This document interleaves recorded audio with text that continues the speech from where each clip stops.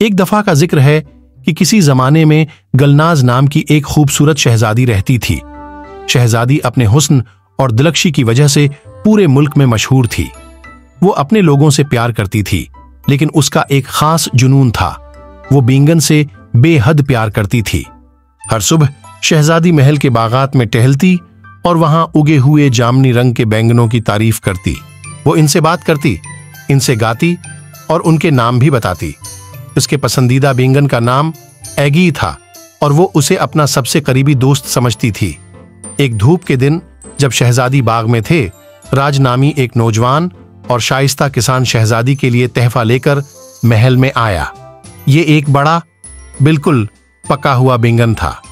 राज ने शहजादी की बैंगनों से मोहब्बत के बारे में सुना था और सोचा कि ये उसके लिए अपनी तारीफ का इजहार करने का बेहतरीन तरीका है।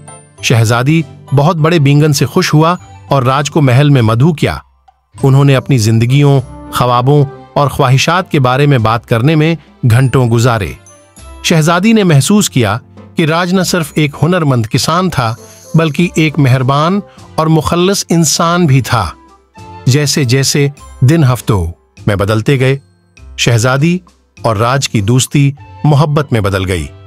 उन दोनों ने अपनी खुशियों और गमों को बांट दिया और यहां तक कि उन्होंने मिलकर एक खास बाग लगाया जिसमें सबसे ज्यादा शानदार बैंगनों से भरा हुआ था जो किसी ने कभी नहीं देखा था।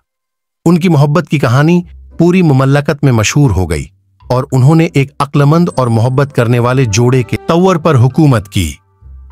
शहजादी की बैंगन से मोहब्बत कभी कम नहीं हुई, लेकिन ये राज के लिए उनकी मोहब्बत ही थी जिसने हकीकी मानों में इसके दिल को गाया।